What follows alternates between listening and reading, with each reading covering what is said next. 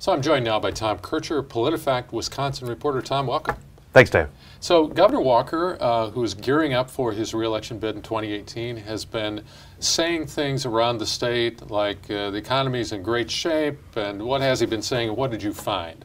Right, a couple of weeks ago on his weekly radio address, he said Wisconsin's economy is in as good a shape as it's been since 2000.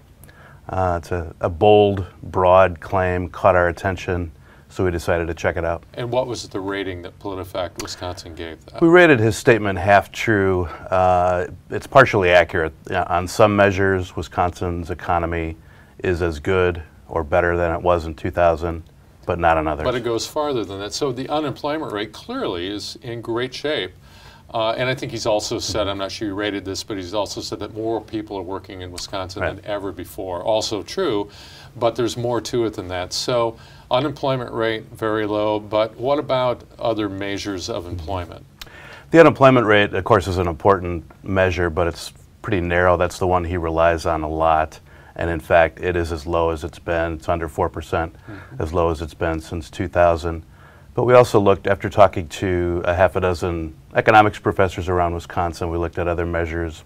And in this case, the labor participation rate, that's down from 2000. What's important there is it indicates there are more unemployed people who have stopped looking for work. That's right. And you also looked at average wage and yearly income distribution. So what are those measures and what do they mean? What did you find?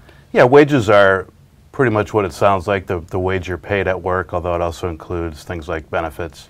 And we found that wages are in fact higher now than they were in 2000, taking into account inflation.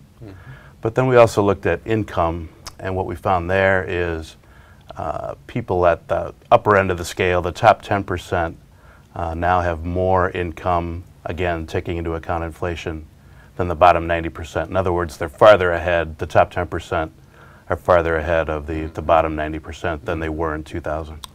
So even if the average wage is up, more of it tends to be going to people at the upper income levels.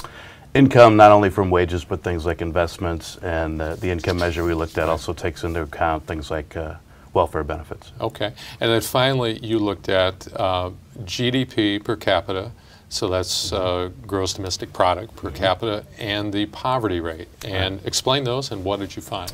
Gross domestic product measures our productivity, so all the goods and services we produce in Wisconsin, and that measure is up compared to 2000. But the poverty rate is also up. So, overall, really it's a mixed bag based on the 6 measures we looked at, recommended by economics professors.